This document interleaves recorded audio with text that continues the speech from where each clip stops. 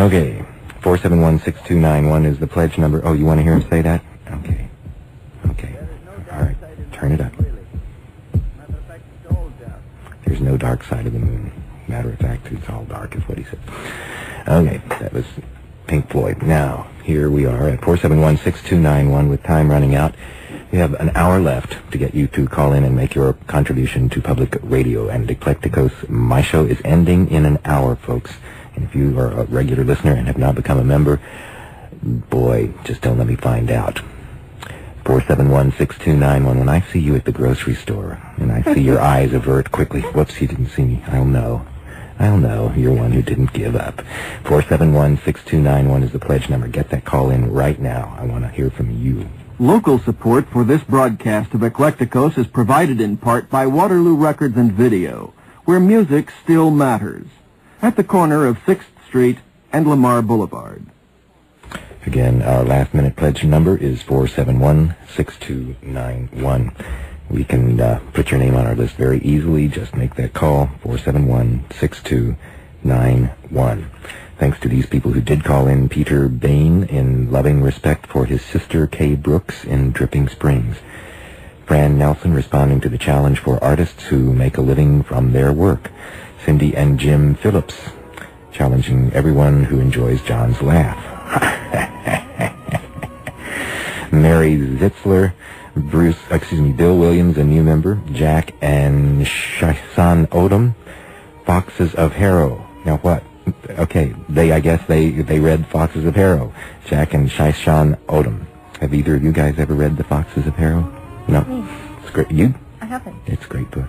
Anyway, Carroll and Philip Stevens, Donna Fowler, C.L. Cynic, saw the Rocky Horror Show 52 times. You are sick. And he was a projectionist. Okay, that was his excuse. I've seen it probably about 25. Patrice Carter, a new member. Laura Cappy challenges people who can touch their nose with their tongues. I cannot do that. But if you can, call 471-6291 and meet Laura's challenge. Laura Cappy, if you can touch your nose with your tongue. 471-6291. Sam Ferris, his mom Virginia pledged for him. And Bobby and Louis Lowe, new members. Just about out of time today. 471-6291 is our pledge number. Thank you for calling.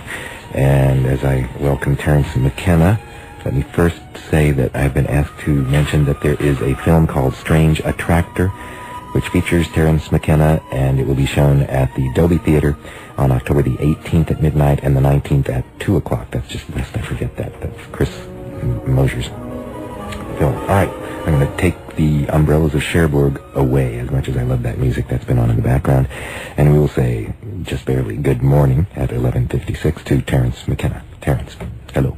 Pleasure to be with you. And you are here for the Whole Life Expo? I am. And you will be speaking. Kathy, when will he do his talk? Speaking on Saturday, tomorrow at 5 o'clock.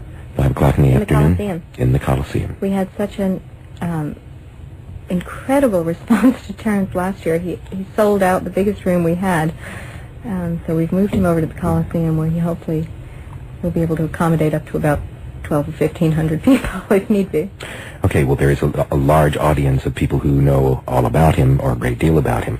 But for those who know nothing about Terence McKenna, Terence, how would you introduce yourself? I guess I'm a plant biologist turned psychedelic advocate, transformed into a kind of spokesman for technophilia and psychedelica. And you have been an author? I've written a number of books, Food of the Gods, Invisible Landscape, Archaic Revival, just to mention 3 of them.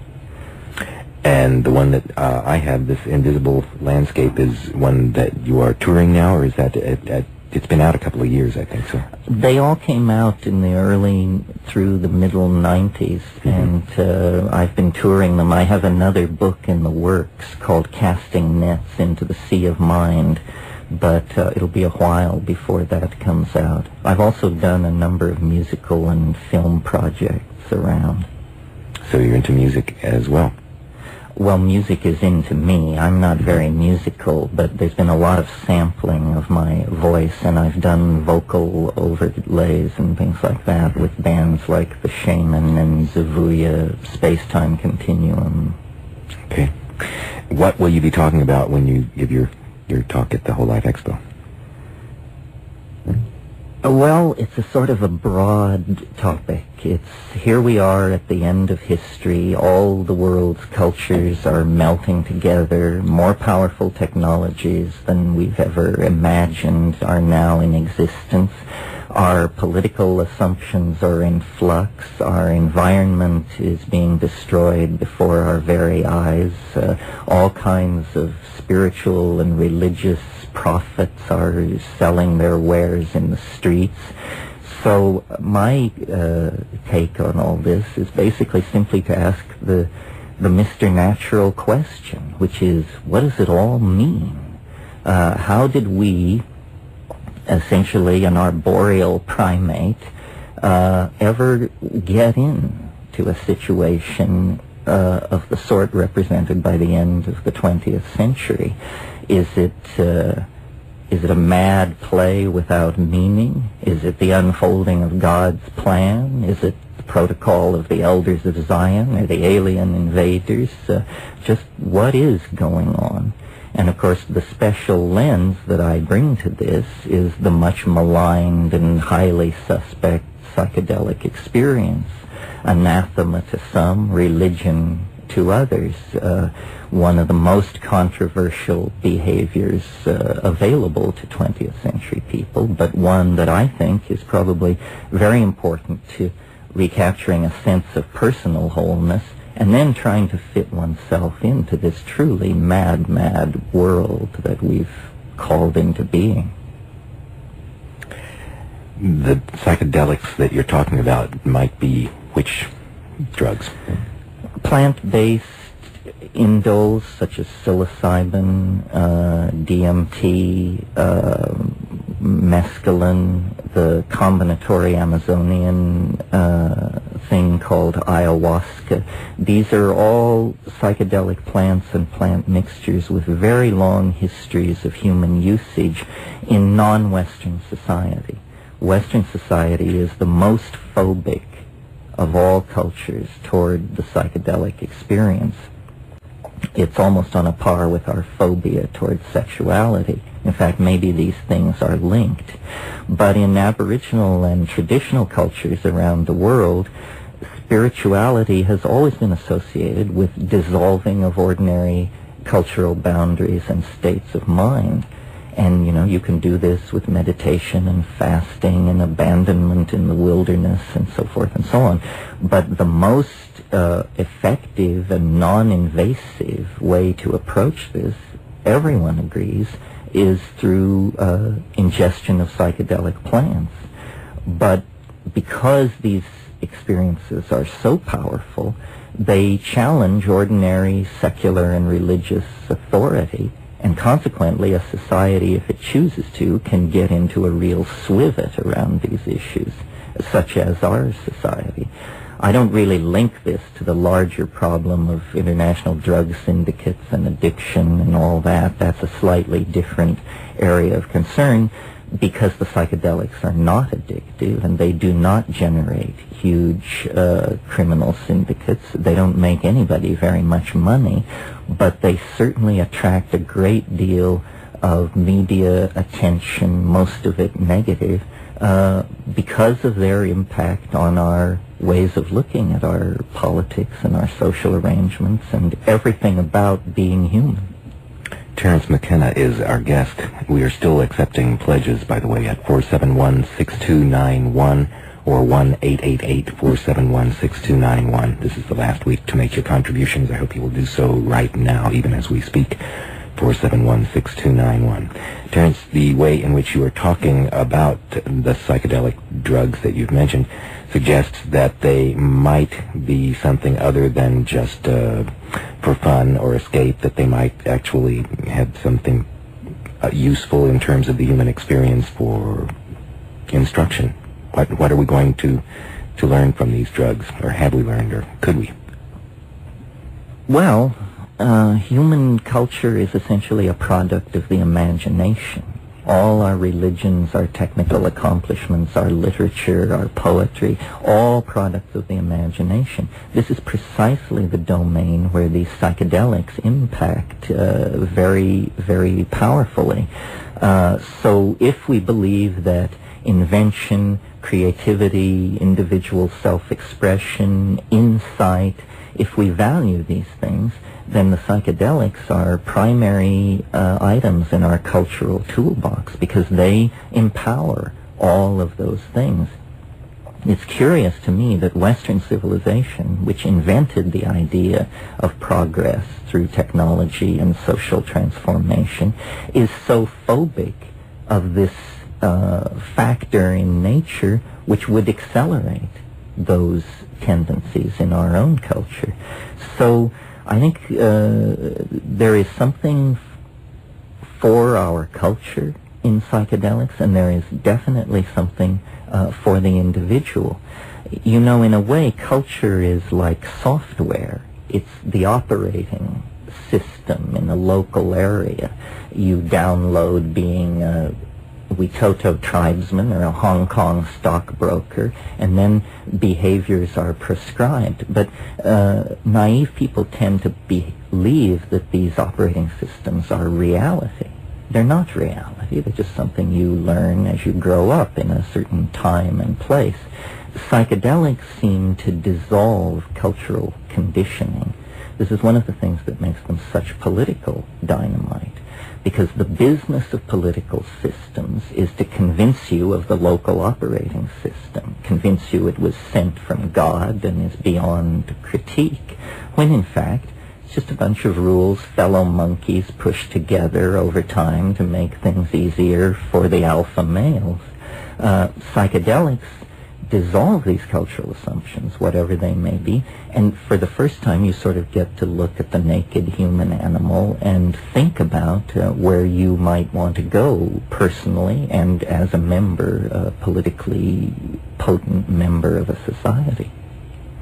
I think where most everybody who is in our listening range right now should go is to the telephone and call 471-6291 and pledge your membership to Eclecticos, where you hear quite a variety of things. Our guest right now is Terence McKenna, author of Food of the Gods and Invisible Landscape and other books, and he will be at the Whole Life Expo this weekend, Saturday at 5. Is that right, Kathy? Saturday at 5. Saturday at 5 at the Coliseum.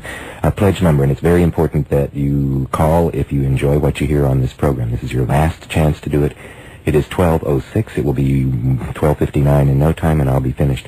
So give us a call. Make your pledge, 471-6291. Do it now. There's a category that will suit your pocketbook, 471-6291. You spend a lot of money on a lot of things throughout the year. How many CDs did you buy this year? How many have I made you buy by playing something that you just couldn't resist? Your budget for CDs, how much do you budget for public radio?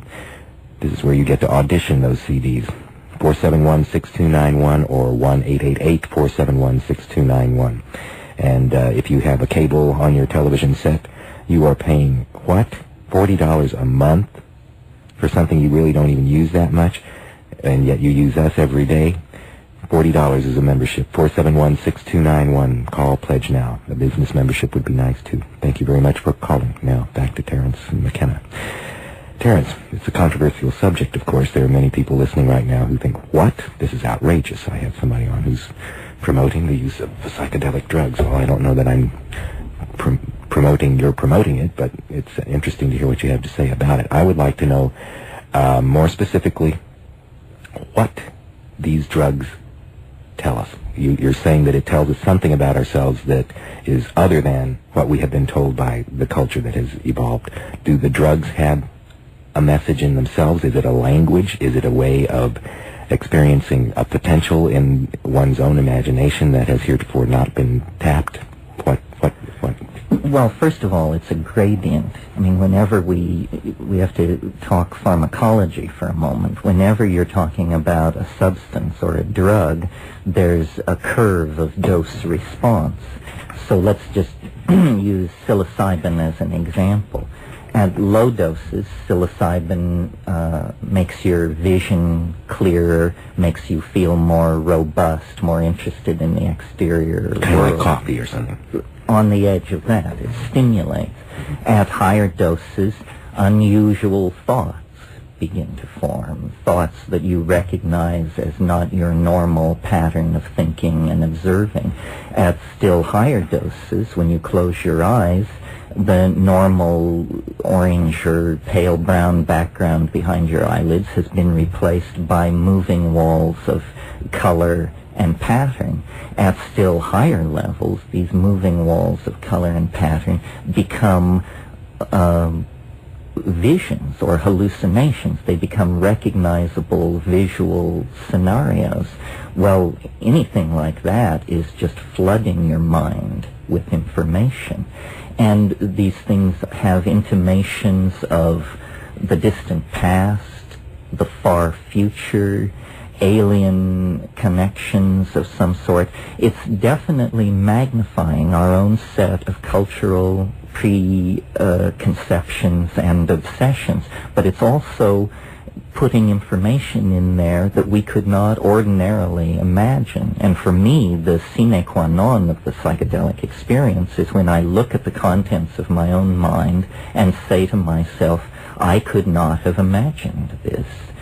To me, that's the proof that some kind of communication is taking place. At a fairly heroic dose of psilocybin, a person lying in silent darkness has the impression that in a half an hour they're seeing more art of higher quality than the entire Western canon has produced in the last 1,000 years. And your little you there in your trailer near Waco, or there in your teepee up near Sonoma, and yet this Niagara of alien and unpredictable beauty is pouring through your head. For artists, it's like a magic carpet. And the challenge, to my mind, after 30 years of being involved in all this, is to have the experience, to have it in an attitude of appreciation and calmness. But the second implication is somewhat political. It's to communicate the vision through words, through painting, through animation, because as we communicate it collectively, it will become real. This is what's happening on the Internet. In fact, the Internet is a perfect example of a psychedelic technology at the service of psychedelic goals. It's not something government ever intended to give to the people. It's not something big corporations called for in loud voices. It's something that hackers, freaks, and heads dreamed up, whipped up out of the existing tools of the culture, a word processor, the telephone lines, some communication switching equipment. So it's a kind of emergent technology that I think comes out of the depth of commitment to the psychedelic experience of the people in that field. Terence McKenna is our guest and author. We are urging you to call in your contributions to public radio at 471-6291 or 1-888-471-6291.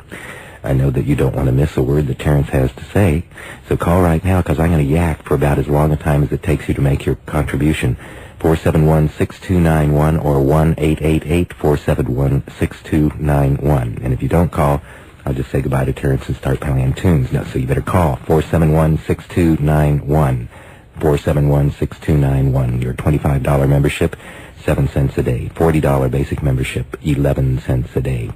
$80 membership and premium, that gives you the KUT sweatshirt or the coffee mug, and the KUT Arts Plus card, which will give you discounts to over 30 arts organizations in and around Austin, including museums and theater places, the PAC, the Austin Lyric Opera, on and on and on the list goes. 22 cents a day gives you a lot. Plus, you get to listen to your radio knowing that you are part of what makes it happen. 471-6291. A family membership, 44 cents a day, gives you a very nice book that will tell you how to get around Texas and see some lovely, lovely parks. And the $365 a day club membership, $1 a day, call, you'll get your name listed in the communique that goes out to all of our listeners every month. A $500 business membership would be very nice, and this is the last 45 minutes that you have in which to call and say thank you for the variety of programming that I bring you on this program every day, 5 days a week. 471-6291. All right? Now that is time enough for you to have made that call, believe it or not. If you didn't do it, go on and do it right now and keep your ear open to Terence, because we're going back to Terence McKenna. So, what I would like to ask you have made reference to the fact that other cultures have used these drugs and that they have been integrated in the cultural life of shamans and holy people, etc. We've heard a lot about that, seen movies about it perhaps. And one of the things that I note you include as part of the project of this book, Invisible Landscape, is the I Ching, which is one of the oldest, as I understand, it's maybe the oldest book in the world, or one of the oldest things that we have preserved. It's from China, and it dates back, 5,000 or 6,000 years at least, something like that. How does that book come into the work that you've been doing? Well, I've been fascinated by the I Ching since I was 13 or 14 years old. As you say, it's a method of Chinese divination that's very, very old. How did you come to be interested in it at the age of 13 or 14? That seems unusual to me. Well, I was a heavy reader, and I was interested in the psychology of Carl Jung, the Swiss depth psychologist. And he wrote... As a 13-year-old. As a 13-year-old. Well, I wasn't good at basketball. I had bad eyes. I couldn't catch any kind of round object. So a sort of survival response was to hide out in the library.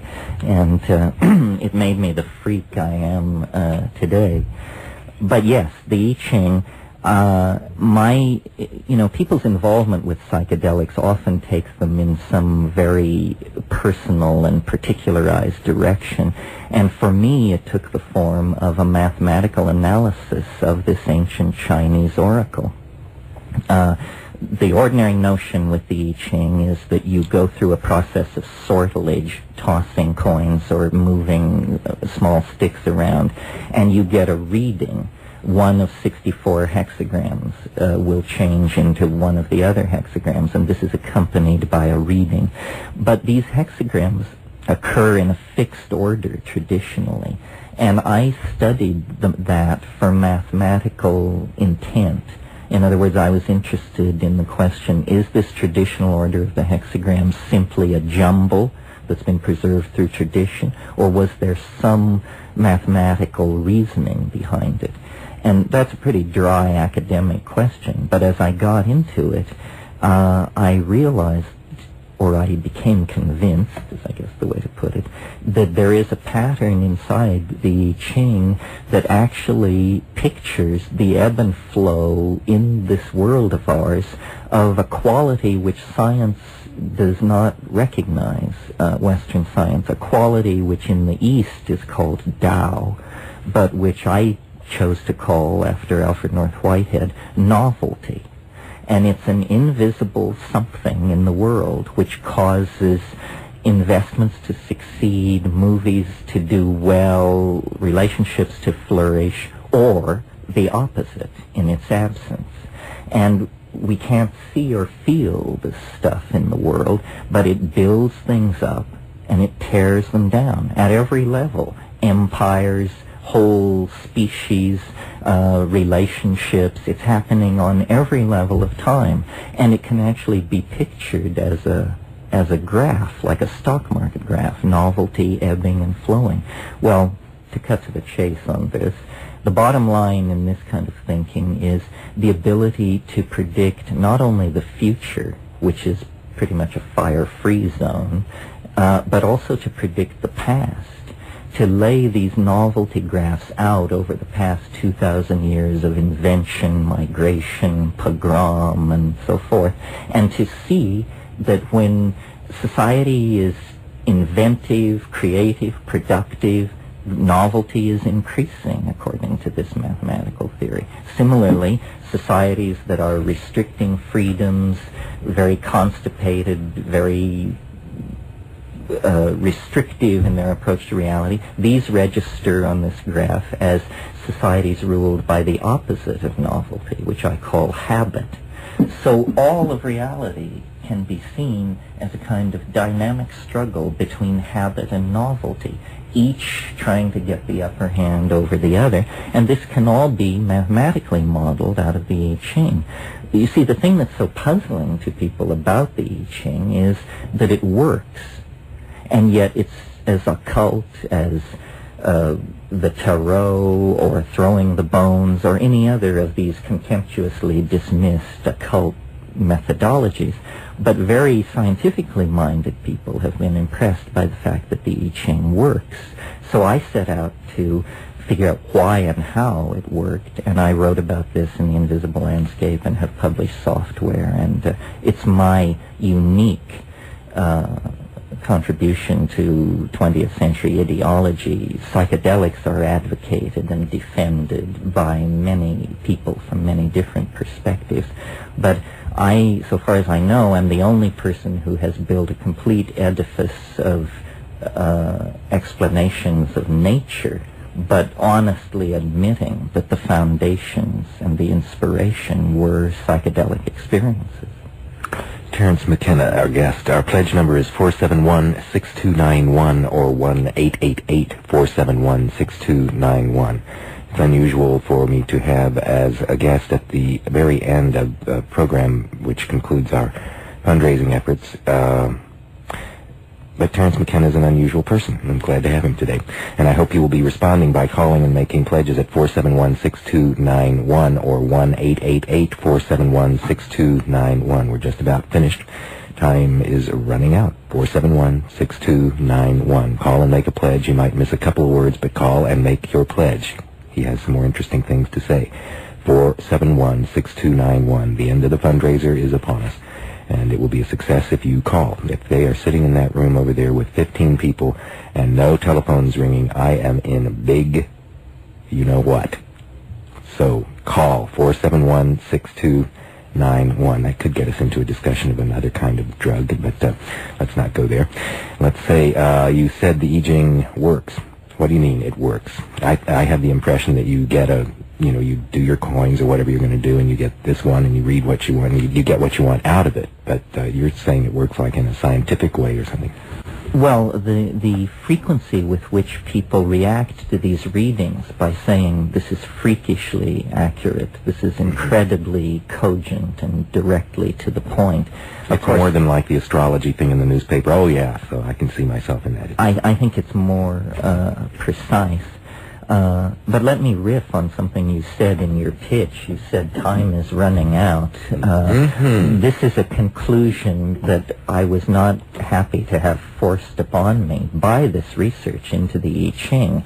It not only tells you or gives you this map of novelty of past and future, but for the map of novelty to fit the historical data, you have to swallow the very large and, for a rationalist, uncomfortable conclusion that the end of time itself, or a moment of universal novelty, very difficult to picture through the eyes of ordinary physics, is upon us, lies not that far in the future.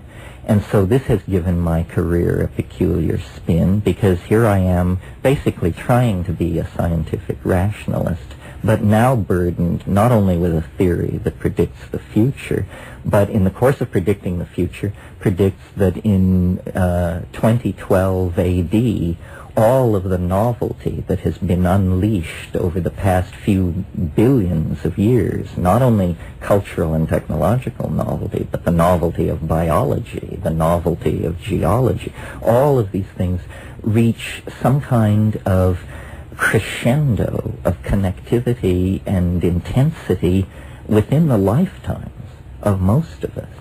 I basically have a theory of history which says history is not pushed by the events of the past unfolding their causal necessity. Rather, time is pulled into the future by a kind of attractor. And if you want to think of it beginning in a certain point in time, although I think it extends through the whole life of the universe, but imagine that a couple of million years ago, primates quietly living in the canopies of African rainforests got a yen, got a call, felt the touch. And from that point to this, it's been a slow, never faltering march on the part of our species deeper into a world of alien strangeness, a world no other animal knows, a world of symbolic activity driven by the imagination.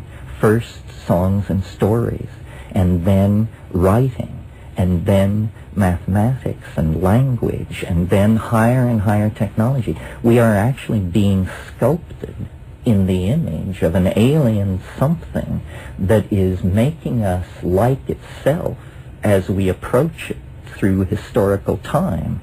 And some people say, well, this sounds like Christianity in a techno garb. Well, Christianity has a piece of the action. Any religion which spends thousands of years meditating on man's fate is going to get some part of the story right.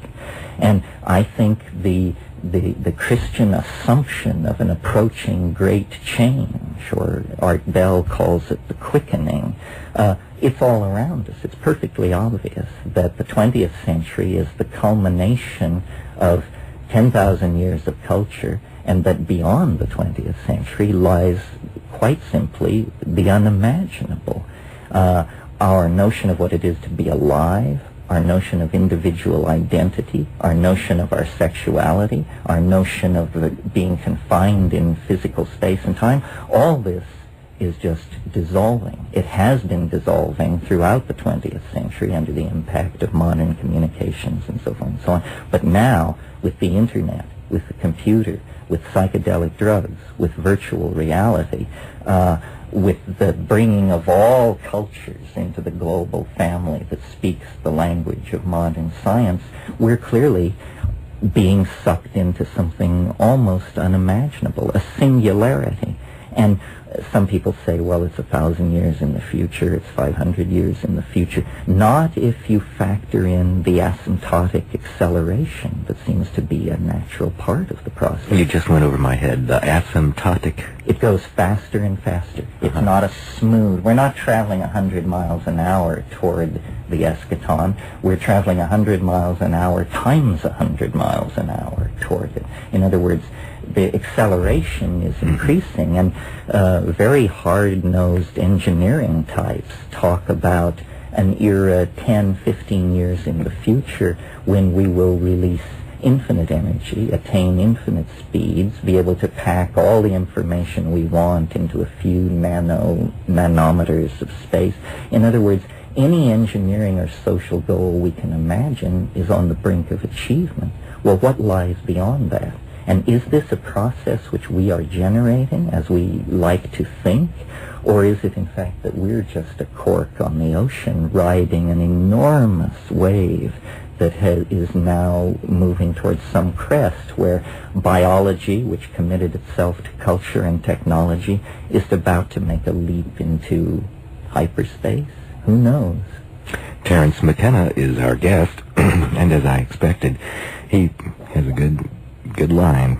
I enjoy the way in which he presents his information. It's quite amazing. And at the end of our fundraiser, they have this eschatologist, I guess, talking about, would you accept yourself as an eschatologist? Talking about the end. And so our end is in about 30 minutes. We will be finished with this fundraiser for this Friday. It's the last day to ask you to call and pledge your support. And if you have not done so yet, please pick up the telephone right now. It's awkward to be having an intense talk feature and at the same time ask you to do something that will take you away from paying attention to him, but I am asking you to do exactly that right now. Pick up your telephone and call 471-6291 and pledge your support for Eclecticos. It's an unusual program, and I'm happy that we can have somebody like Terence McKenna in today. He will be at the Whole Life Expo on Saturday at 5 o'clock in the afternoon. Our pledge number is 471-6291. We have categories of $25 for students. Everybody can afford that. If you're a student, $40 for the basic membership. $80 for 22 cents a day. You can get the Arts Plus card discounts for the opera and the symphony. 471-6291 or 1-888-471-6291. $160 family membership, a $365 a day club membership. And $500 business memberships, only $1.37 a day. Let's have a business membership from you, 471-6291. I would love to have a business membership from some bookstore in Austin. You know, you guys out there, come on, give us a contribution, 471-6291, or you can get onto the website, since Terence is talking about the web and internet and stuff, www.utexas.edu/KUT. Give us your call right now, 471-6291 is the number, and we are just about out of time. And out of time is what we are at the year 2012 on December the 21st, according to the calculations that you have done. But time is a funny kind of concept, and it's also a spice. We were being silly earlier today. And by the way, can you either of you remember, and Douglas Adams, you know, Hitchhiker's Guide, and etc., isn't it 42 that they come up with as the number? Is the answer? Yeah, it is. It is 42. Okay, so how does that in any way figure into your calculations? Well, I think somebody figured out that there are 10 high 42 particles in the universe, or 10 high 42 possible interactions among particles. I'm sure he follows all this stuff very closely. So somehow, Terence, through your study of the mathematics of the I Ching and applying that study to the observation of the novelty graph through history, you have calculated this date as the time in which time will at least have a different meaning, if not cease to exist. So what will time be like then? What can we know? How did you I first want to know more. How did you come up with this date? I'm sure it had to do with a lot of big numbers and computers, but... Well, whenever you have a curve of any sort that you're trying to fit to data, which is a curve of another sort, there's mathematical protocols called best fit relationships. Essentially, you just move one along the other, measuring how well they fit together. And when you get the best fit, the two are in congruence.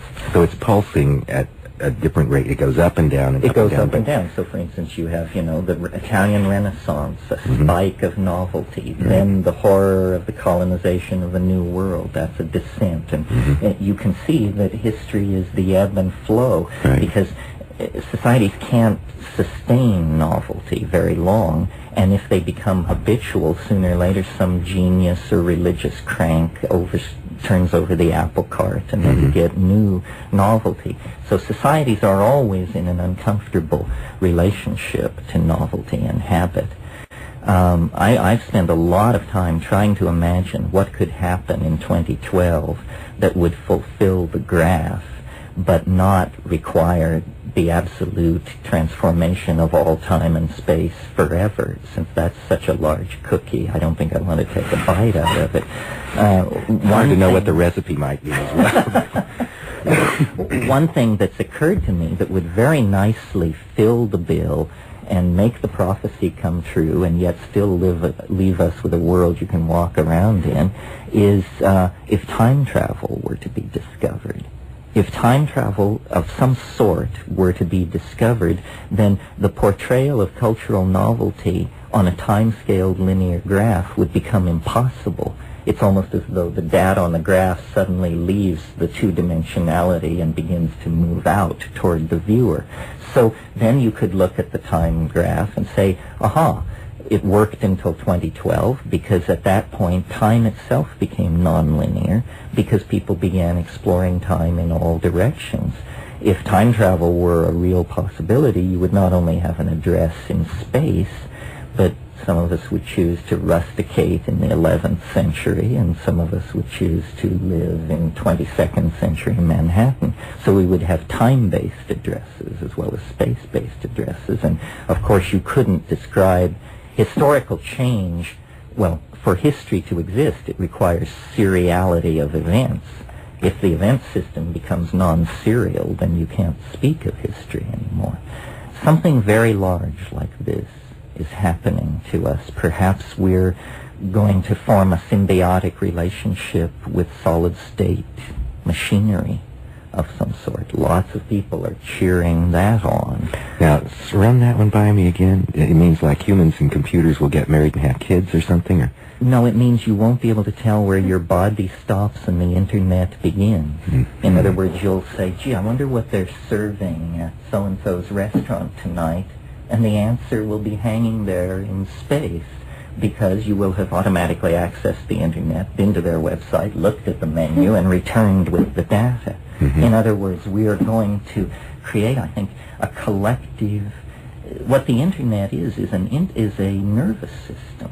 It's the collective mind of humanity being hardwired as an artifact that completely encloses the entire planet in a thought. And as the interface becomes more invisible, so it's not about can you type or do you have a computer or anything like that. It's simply a matter of one's own mental faculties through the prosthesis of cybernetics becoming very, very godlike. Terence McKenna is our guest. A couple more questions for him, and I would like to urge you at 12:35 as we run out of time during our fundraiser to call 471-6291 and make your pledge of support to public radio. 471-6291. If you're out of town, 1-888-471-6291. You have, would you be able to hear this kind of discussion? where on earth else would you be able to hear this kind of discussion? Here on Eclecticos, we're happy to have it. Terence McKenna, 471-6291. Pledge your contribution right now as we run out of time. And Terence, okay, let me ask you this. There's implication of what you had there that leads me to the question about perhaps artificial intelligence. And I don't know if you're familiar with this, but this one thing fascinated the hell out of me about 8 years ago. I'm not one of these internet people. I don't do that stuff. But when we first got a computer, there was this little game called Ractor. I don't know if you're familiar with it. And I stuck it in this damn machine and I got so lost in that thing. And I could not believe what I was dealing with. I had the actual experience of it really being an intelligence. And I thought I was being awfully smart back with it, but so... This was a speech-driven, interactive thing where you talked and it made responses. And gave you options on how to respond back to it, but you could... I finally figured out that whoever had programmed the darn thing was somehow connected through the Robert and all that kind of stuff, and so I knew some of the avoidance techniques, but still it was very convincing, very compelling. Well, it was a very early example of a very simple form of AI. It was followed by Liza, the computerized psychiatrist. She's still online at a website. There was a recent book written by a guy, his last name was Leonard, called Bots, and he talks about these bits of code on the internet which are designed to operate semi-autonomously, looking for email lists or looking for certain... These things are the embryonic basis of an artificial intelligence. I think this is definitely in our future. There's a guy at Carnegie Mellon University, Hans Moravec, who wrote a book called Mind Children, and he points out how much of the human world is already under computer control. For instance, the world price of gold in London, computers look at the economic performance around the world. How says as these artificial intelligences become more sophisticated, they will eventually begin to learn autonomously, and a computer can learn 50,000 times faster than a human being. So one of these AIs awakening to its own identity on the internet could, within 5 to 10 minutes, get a complete grasp of the human world, the history of life on this planet, and its place in the great order of things.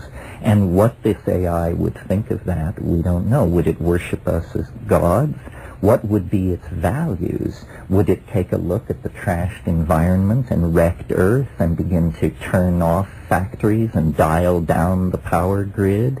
How artificial, how alien will the AI be? We don't know, because we don't know how superintelligence thinks. If we knew, we would be superintelligent.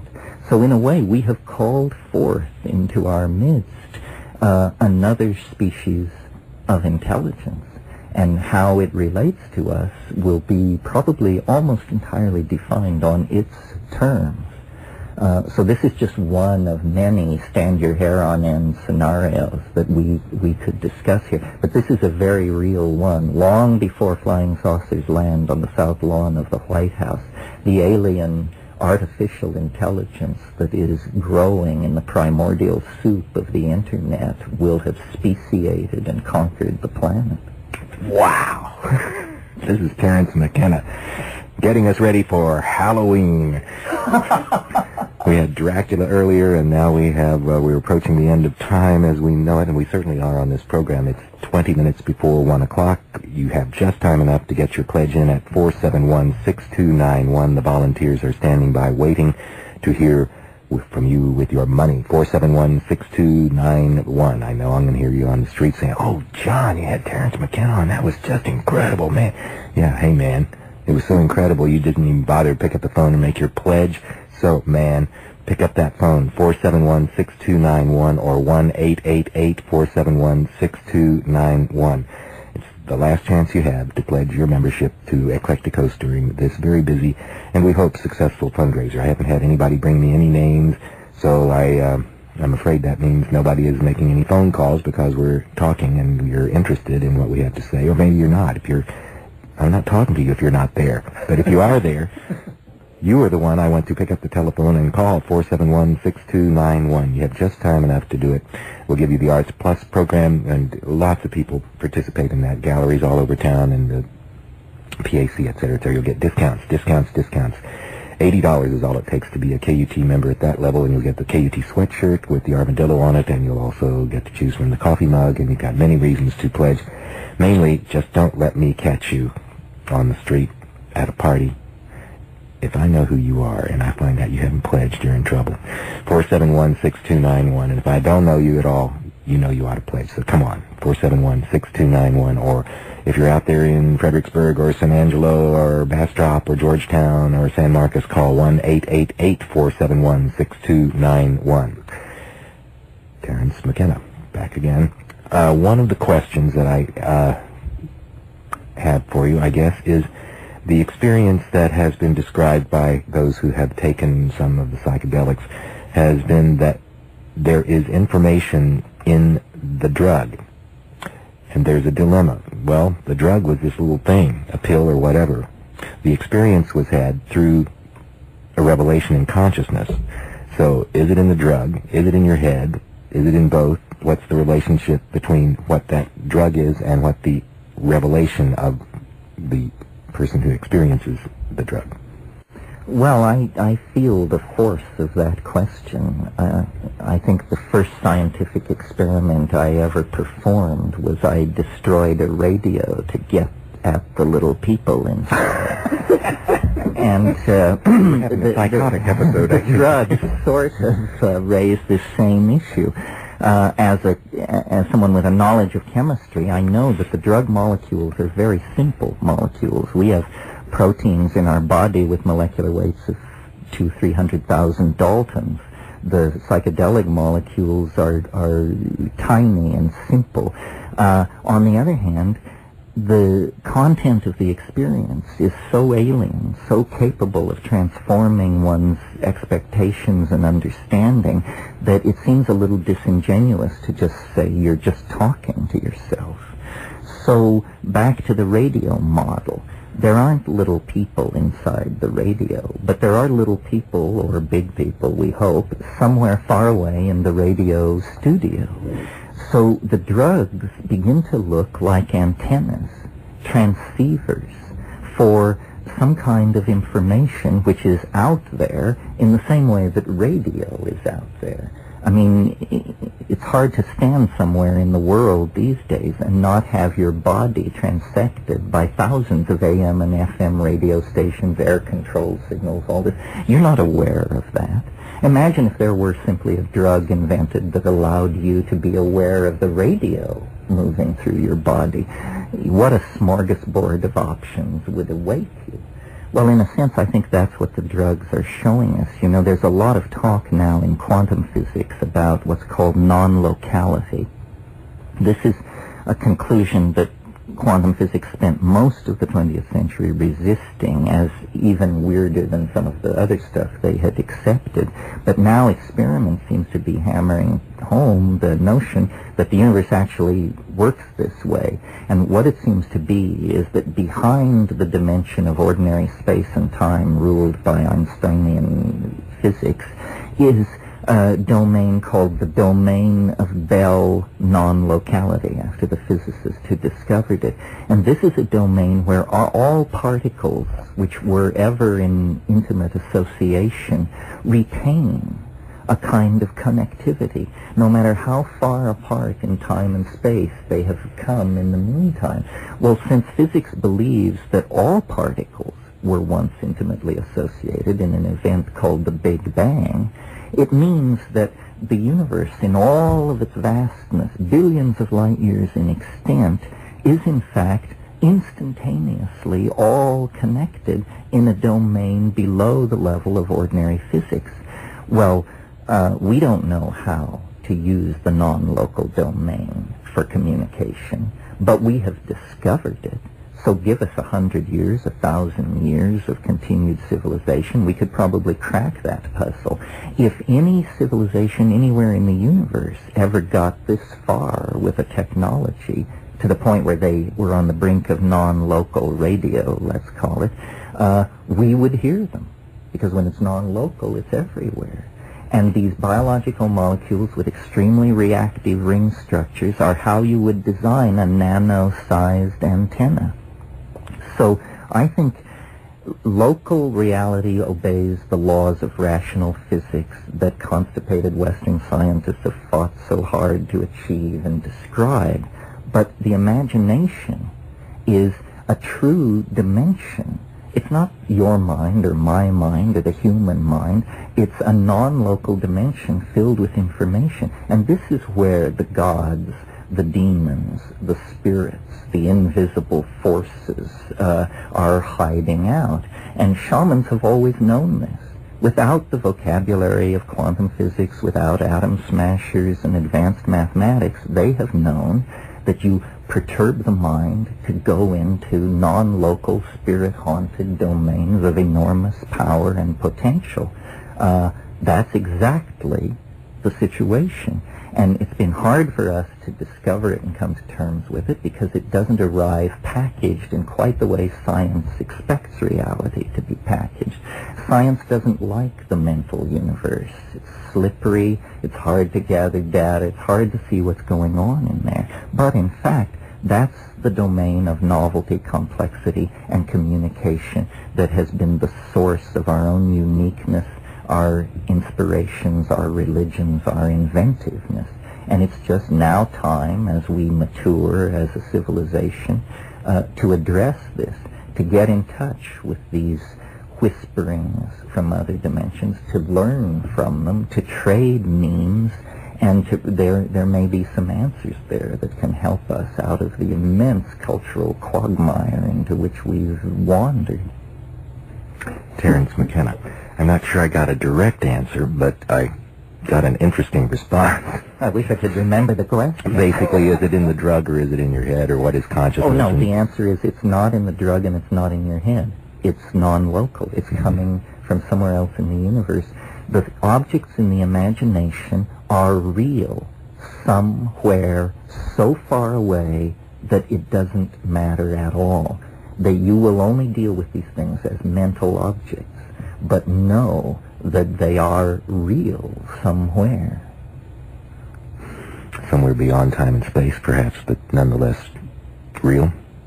Somewhere in this universe. In this universe. With its many levels and backwaters and cross-flowing tides of time and energy. But somewhere, at some level, those things exist. We do not make up the contents of the imagination. We see in a domain in the same way that we see with ordinary sight three-dimensional space.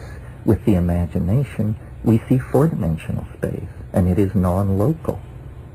Terence McKenna is our guest, and he's certainly one of those interesting guests I've ever had, and I hope you're enjoying listening to him. And if you are, I hope you will take just a moment now and make your contribution to public radio at 471-6291. We are 9 minutes away from closing time. Closing time. The end of the universe is at hand, and, well, at least the end of time for us to ask for you to give money. And that number is 471-6291. That's 471-6291. I hope Terence has provoked your thoughts today with a consideration or two. I think he certainly got a thing or two to say that I don't agree with. Maybe I haven't been able to ask him enough about. Our pledge number is 471-6291. Please call right now. The time is at hand. The time is just about up. 471-6291. The very end is upon us. 1-888-471-6291. Thank you for calling. 471-6291. This is the end of the show. And Terence McKenna, I have a couple of other questions that I think I might squeeze in. I don't think we're going to go back to music after all. It's just too late, and he's too much fun. So 471-6291. Let me thank these people. And you make your phone call right now. 471-6291. The end, the end, the end, the end. If you want to pledge to Eclecticos, do it now or you won't have a chance. Thanks to Brent Douglas, Phyllis Akmal, Daniel Sutherland, called because of Lawrence McFarlane's challenge to all other underpaid art professors. Very good. Thanks to Carlos Espinoza, responding to the blood donor challenge. Give blood to KUT, 471-6291. Thanks to Nancy Guareguata, Dean and Marilyn Scott. Thanks to Scott Alexander in response to the slow boat challenge. Thanks to Margaret Adams. Jack Campbell, a new member. Mary Guttery, loves everything on KUT, can't do without. John Ailey, thank you very much, we love you. Give me a call, 471-6291. Darcy from Holtz challenges all displaced Alaskans. Thank you, Darcy. I'm glad so much you enjoyed that Jeff Buckley special that I had. And thanks for telling me so. Deep Eddy, a challenge to all Deep Eddy swimmers. Are you a Deep Eddy swimmer or a Barton Springs swimmer? Give me a call, 471-6291. Melissa Connolly is pledging on behalf of the family, Jim, Melissa, and Marilyn, responding to John's plea that folks should pledge or KUT will die. 471-6291. Mike Perryman, tough to decide which show to pledge to, but the Lounge Lizards tipped the balance. Good.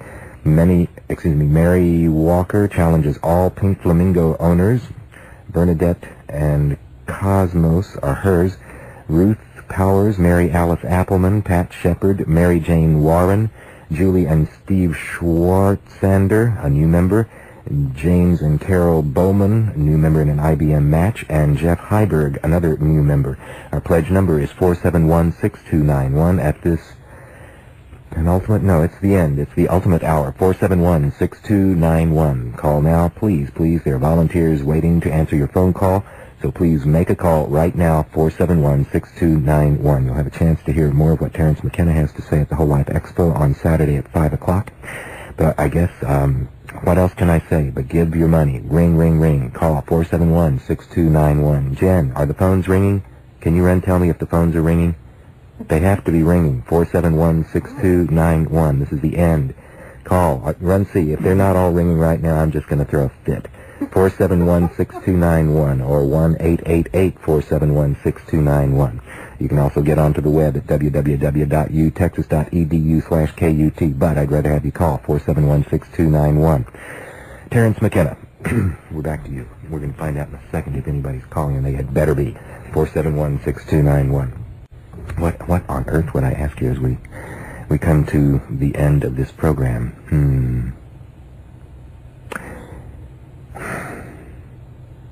What after 2012? Well, I'm a rationalist, so I would bet against my own rap. Mm-hmm. The world has always had street corner prophets bawling out their strange despair. I have to be intellectually honest with my own experience, and so I will advocate this idea of an enormous transformative event in 2012. But as a rationalist and a scientist, I'm skeptical myself. I don't want to slip into religion and prophecy. There are enough bizarre cults in the world. On the other hand, this thing seems to have the force of a self-fulfilling prophecy. So if I'm right, or right enough, then what's happening is all our problems are coming down upon us at once, at the same time that all this creativity is being unleashed at once. I don't think primates really get traction until the going gets very, very tough. So I think enough of the old guard are dying out, and the voice of youth is now rising in strength to the point where over the next 10 years or so we are really going to have to deal with putting this planet on a saner course, dealing with issues of resource extraction, human rights, environmental destruction. The big political issue ahead of us all is we have to get hold of this monster we've unleashed called consumer capitalism. We all have become thing addicted. We all have become victims of the incredible marketing and sophistication of big-time consumer capitalism. We can run the earth to ruin if we let this go uncriticized. Psychedelics are ultimately provide an impulse to political dialogue and reform. If they don't do that, they're just another hedonistic self-indulgence. So I think what we need to do is not worry about the built-in schedules of novelty and transformation. Act as though the responsibility for the future rested on our own shoulders, and begin to build a sense of community and environmental concern, so that if in fact there isn't a built-in springboard into hyperspace, we will be able to live on this planet in peace, dignity, and health for however much time the vicissitudes of fate and history give us. Well said, so far as I'm concerned. Terence McKenna, it's been a pleasure to have you today. Really have enjoyed this quite a bit. Thank you for coming. Thank you, Joe. Look forward to seeing you at the Whole Life Expo on Saturday at 5 o'clock in the afternoon. And the Whole Life Expo starts today. And it starts today. Starts at 2 o'clock today. And there are all sorts of things going on at the Whole Life Expo. 471-6291 is the number to call for your contribution to public radio. Call right now, 471-6291. You have just time to make your phone call. And check out this film called Strange Attractor. It's at the Dolby on the 18th at midnight and on the 19th at 2 o'clock in the afternoon. The last minute you have to call, 471-6291. We are running out of time. We definitely know you're listening and you're enjoying what you hear on public radio, and especially what you hear on this program, and by golly, you had better call and make your contribution right now, because you owe it to yourself and to us to do it. So make that call. Give a lot. 471-6291. Call now. The time is just about up. Local support for this broadcast of Eclecticos is provided in part by Waterloo Records and Video, where music still matters, at the corner of 6th Street and Lamar Boulevard. And again, this is your last chance to call. Transform yourself. Become a KUT member. Come on. You've met my faithful hand in hand. You'll feel so different after you've pledged. 471-6291. He thought you were the candy man. Don't get strung out by the way I look. Don't judge a book by its cover. I'm not much of a man by the light of day, but by night I'm one hell of a lover. Terence, could we get you to read out our pledge numbers for us? This is Terence McKenna inviting you to become a KUT member at, since he's so good with numbers, 471-6291. Pledge now. Hurry up, please. It's time. And what if they're out of town? Is there a 1-888 number they can call? There is. You can call if you're out of town. 1-888-471-6291. Do it now. Thank you, Terence McKenna. This is KUT Austin, KUTX San Angelo. I have had fun this week, and I love you all, and I thank you for calling. But by golly, if you haven't, you better pick up that phone and do it right now. Yeah, you can use the phone right now. 471-6291. Yeah, we're in a hurry and we've got to get out of here. 471-6291. Come on. Passport to Texas for October 3rd from Texas Parks and Wildlife. You don't have to be a research scientist like Bill Calvert to be fascinated by the annual migration of the monarch butterfly. Soon, millions of orange and black monarchs will pass through Texas, dazzling all who witness this extraordinary phenomenon. Each autumn, the monarchs from the eastern part of the continent begin an enormous trek across the continental United States to Mexico.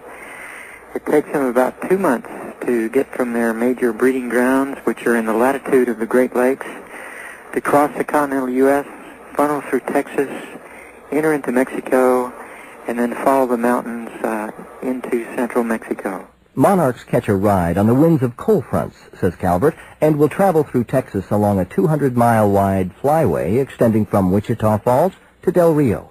They enter the state around the 1st of October, and they travel a certain distance with the winds, and then the winds play out. And then they roost for a while, and that's when they're best seen. Look for monarchs in low areas along creeks and streams, or visit a state park famous for monarch sightings such as Possum Kingdom, Abilene, South Llano River,